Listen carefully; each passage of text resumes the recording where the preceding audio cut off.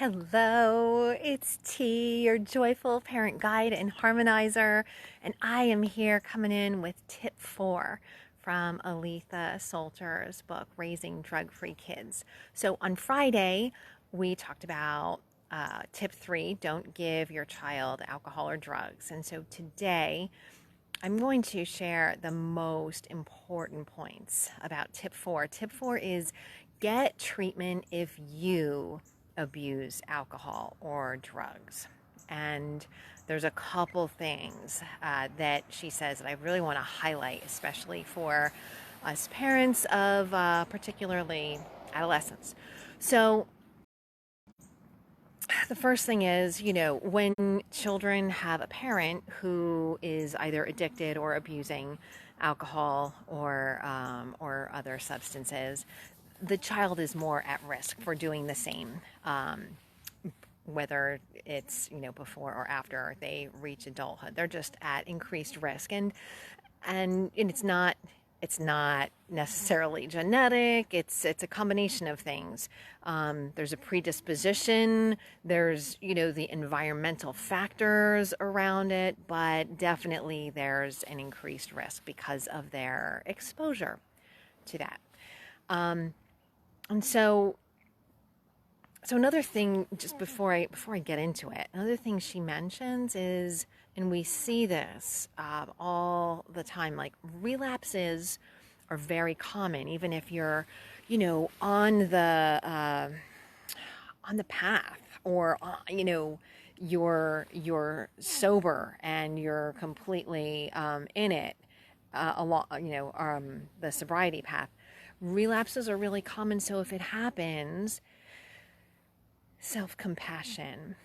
And self-compassion if it's you, compassion if it's somebody that you live with or care about.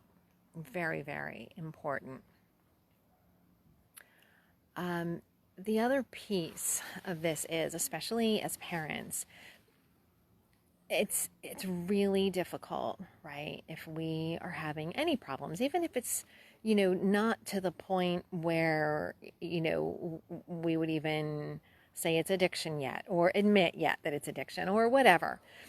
It's really important for us to let our kids in to our journey and admit, hey, I'm having some difficulty dealing with this. This is my plan. This is what I'm doing.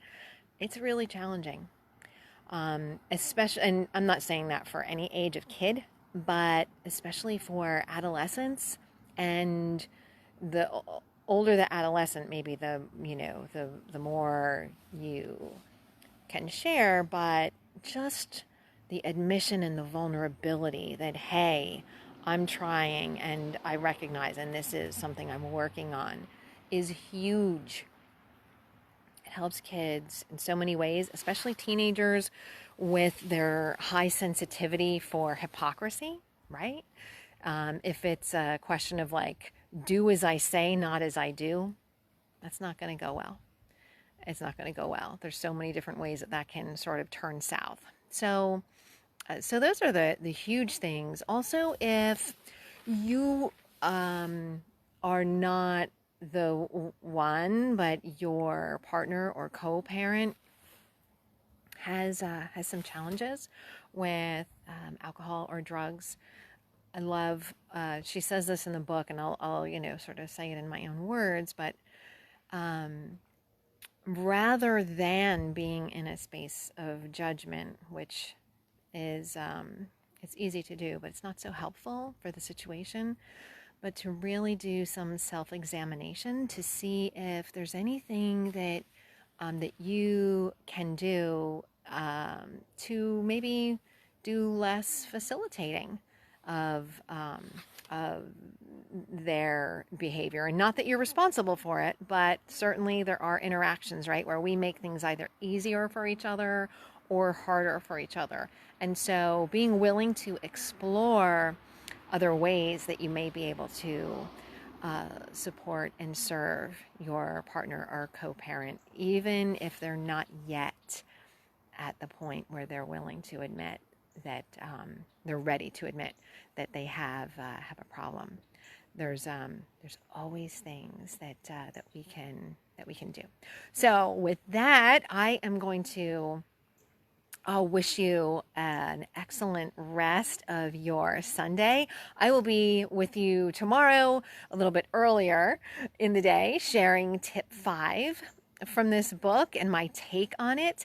And in the meantime, I'm also going to put in the first comment down below, I'm going to put the link to your parenting pulse. If you'd like to check out where you are, it's really important for us to know where we are so that we, can take the next right steps with where we want to get to. So it's yourparentingpulse.com. It's totally free and it's super fast and easy. So I'll leave that for you. Take good care. Have a great rest of your day, and I will see you tomorrow.